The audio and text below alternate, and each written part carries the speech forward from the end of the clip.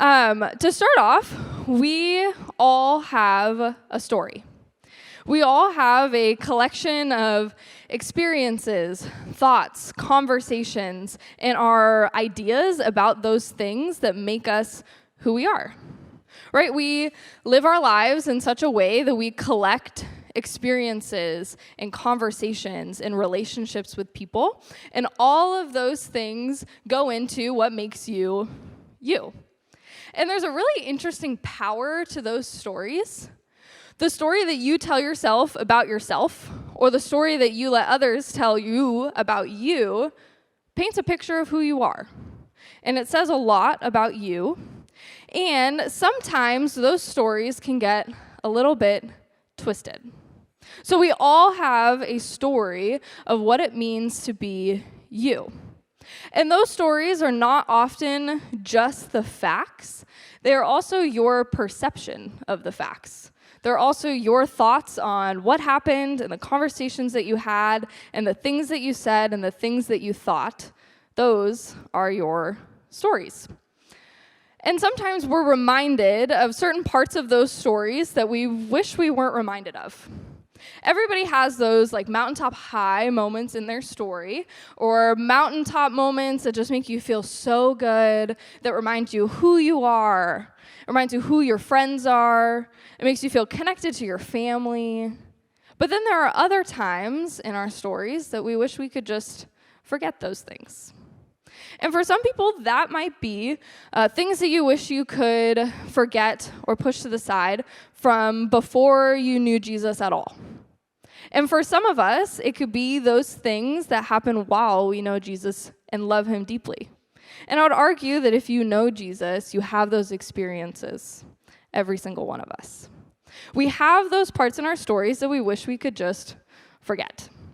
For myself, I'm reminded of those parts of my story in very funny ways, and I'm sure you can relate to this.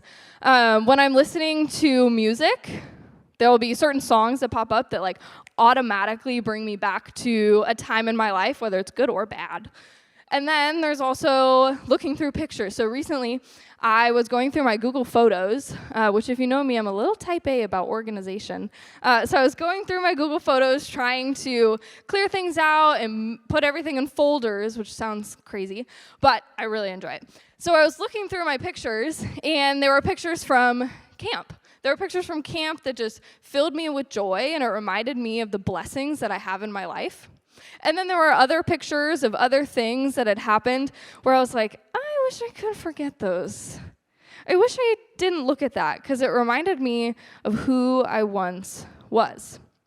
One of the best pictures of being reminded of those parts of your story that you kind of wish you could kick to the side happens when you run into somebody that maybe you haven't seen in a while.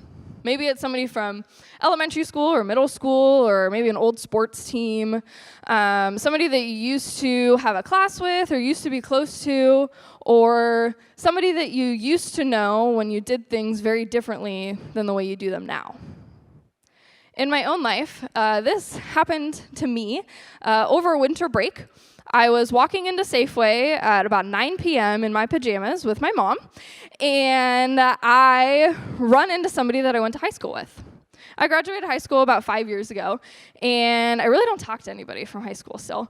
I don't have those connections anymore because I'm a little bit different than I was back then. And I run into this person, and we make eye contact. Didn't say a word.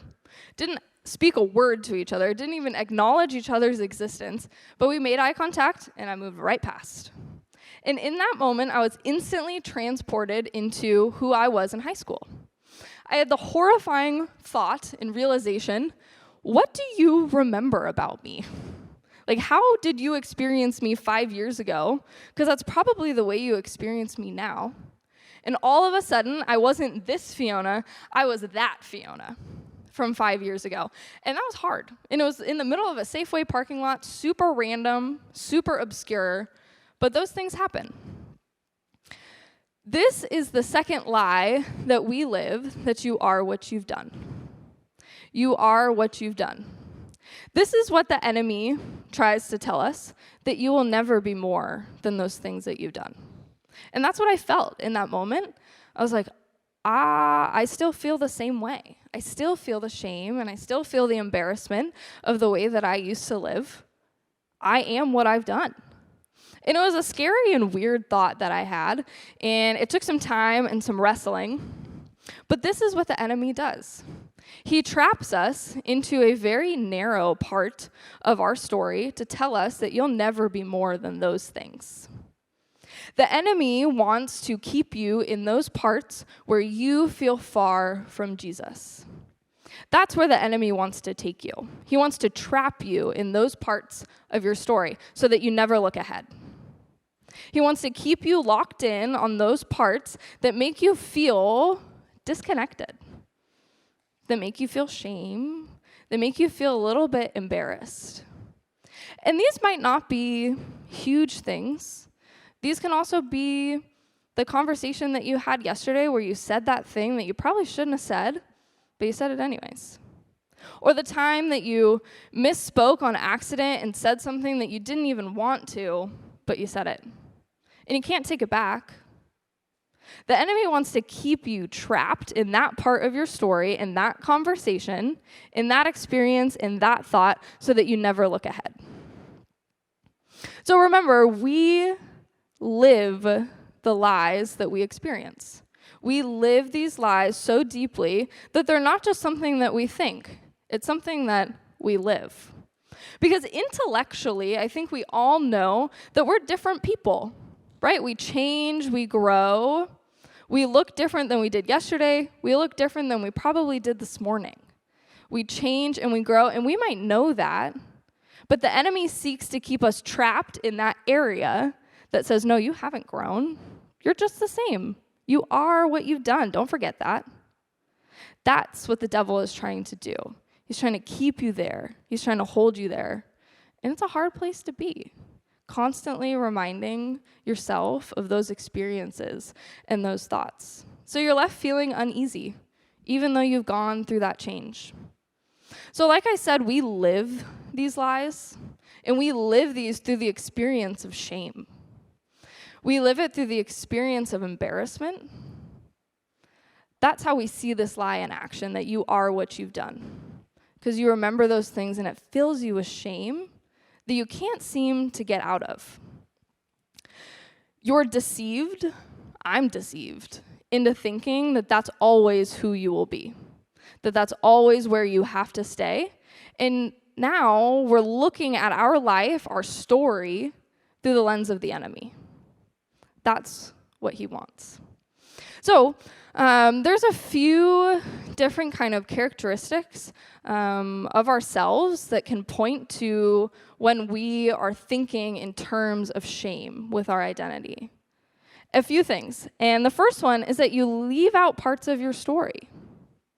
You leave out certain things. When you meet somebody new, or maybe when you have a trusted friend, and you're telling your story, and you say, no, I could never tell anybody that. I never want anybody to know about that one thing. Or I don't even want to even broach the theme of this thing. I don't want to talk about that. I don't want them to know who I was. That's the first way. The second one is you fear what others remember about you. That was me in that Safeway parking lot. I was so fearful of what that person remembered about me. I was like, was I nice to you in high school? That was a scary thought. It was a weird thought. And the third one, the fear that you'll turn back to what you've left behind. This one, I think, really gets us. Because this is where we find our identity on accident sometimes. Our identity in those things in the past. The fear is that that is who we are.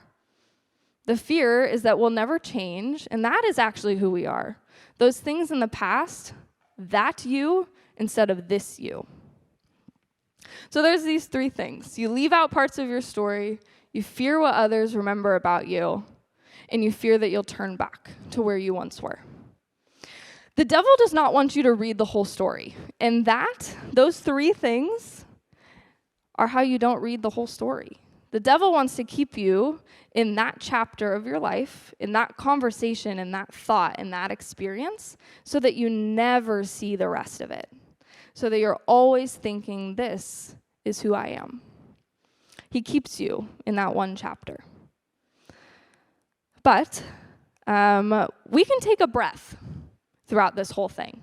We can actually take a breath. Because God is faithful to restore everything. God is faithful to redeem those parts of you that make you feel like you'll never be different. God is faithful to your growth in ways that I don't think I can be faithful to my own growth. God restores our experiences of shame and embarrassment. And when I say restory, I mean he gives new meaning to those experiences. Instead of that experience, that conversation, whatever happened, inducing shame in you, you're able to see it through God's lens. He reimagines your story for you. And I think this is a really interesting way to look at our relationship with God in the way that he is faithful to us, because he is faithful to reconstruct that new meaning for you. He invites you into that. And that has been some of the most transformational words that I've ever heard in my life. Was somebody telling me that God seeks to walk with you and restory all of that shame. God seeks to restore and redeem and show you grace and show you mercy through the whole thing. So we don't need to look at it through the enemy's lens. We don't need to look at it and think that we'll never change, because the Lord is faithful to change you. The Lord is faithful to walk alongside you and redeem you. Redeem those parts of you that you don't even want to tell others about. And that is beautiful. That truly is beautiful. And one of the most beautiful parts of the Bible to me is the story of Israel. And Israel has a kind of long, twisted, not so great story at parts, but then they also have some beautiful parts. And Israel has kind of this complex relationship with God. I use the word complex because complicated implies that not all the parts are necessary. But complex means that all of those parts work together and they're all necessary in Israel's story with God. So we can look at Ezekiel, and it says, I will sprinkle clean water on you, and you will be clean. I will cleanse you from all your impurities and from all your idols. I will give you a new heart and put a new spirit in you. I will remove from you your heart of stone and give you a heart of flesh. And I will put my spirit in you and move you to follow my decrees and be careful to keep my laws. This is God's restoration for Israel. God is faithful to them in the same way that he is faithful to us. Now, it doesn't say that I will cleanse you, give you a new heart, and life will be smooth sailing. It just says that that's what he's going to do. That is how he is faithful to us. And so even in the midst of maybe we know Jesus deeply, maybe we know and love him so much, yet we still stumble, we still mess up, we still have a past, even while we know Jesus. But he cleanses us, he gives us a new heart, and he walks with us, just in the same way that he walks with Israel in their long and twisted and complex journey. This is the story of our redemption. The enemy tries to trap you in part of your story, but God invites you into the rest of your story. And what we just read in Ezekiel is an example of how God invites Israel into the rest of their story. If lies are lived, so are truths. So the truth is that God restores our experience of shame and embarrassment. And to live that truth, we need to read that story over and over again. We need to know that story. We need to live that story. A few ways that we can live that story is by sharing it. By sharing to those that you know your story. Sharing in appropriate ways and encouraging others to do the same. When we meet people, we don't always share our story like right off the bat. And in our small groups, there is some sort of level to the way that you disclose information. So when I say inappropriate ways, it just means the things that will make you be able to be seen by your group, to be able to be seen by the people around you. And then in that process, you draw people out. You draw people out into telling their story too. Some of the best conversations I've ever had in my life, some of the best relationships I've ever had, are because people draw my story out of them. People draw me into a deeper connection with them so that I am comfortable with them, to be seen, to be known, and to share that story. So, to live our story, share it, and encourage others to do the same. Second, confess your current sins. I mean this in a walking in the light sort of way, kind of that language that we've been using. Be honest about the ways that you currently struggle. Personally, it's very easy for me to be in a small group and say, I used to struggle with that. Like, I used to be not so nice, and I used to run in the wrong crowd, but I run in a good one now. Let's focus on that. Instead of sharing that current sin, those current temptations that I have, again, letting myself be known in that way. So another way to live that truth that God gives us is to confess our current sins, because we know that He is faithful to forgive. Third, be honest about your current shame. So along the same lines of sin, in the sense of honesty, but shame. Last week, when Jake was preaching, he said that God loves your true self. God wants your true self. And I was up there in the booth doing slides, and I had heard Jake talk about this in the office the week prior, so I knew it was coming. But when he said that from stage, automatically I was like, well, I don't know. I thought about it in terms of my own life, and I was like, I don't know if He loves my true self. I don't know how that works.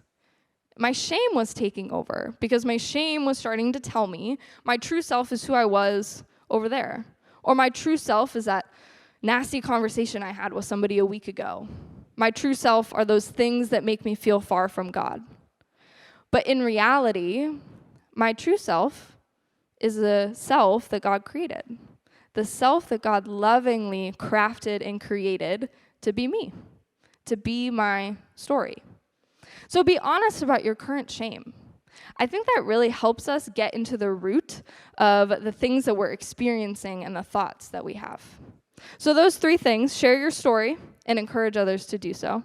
Confess your current sins and be honest about that shame that you feel. That's the way that we live this story. God invites us into the rest of the story, whereas the devil tries to keep us right here. There's plenty of chapters after those intermittent chapters where you feel far from God. Read those chapters and live into the truth of who God says you are. God has compassion for you on this journey. God's not getting mad at us because we are messing up or saying the wrong things or getting distracted by shame. No, God has compassion for you and your journey and your path. Show yourself compassion as well. That's my ending thought to you. Show yourself compassion. That's something that I've been learning in my own story as I wrestle with shame and embarrassment. I need to show myself compassion in the same way that you all need to show yourself compassion as well. God has compassion for you, and you can too. Let's pray.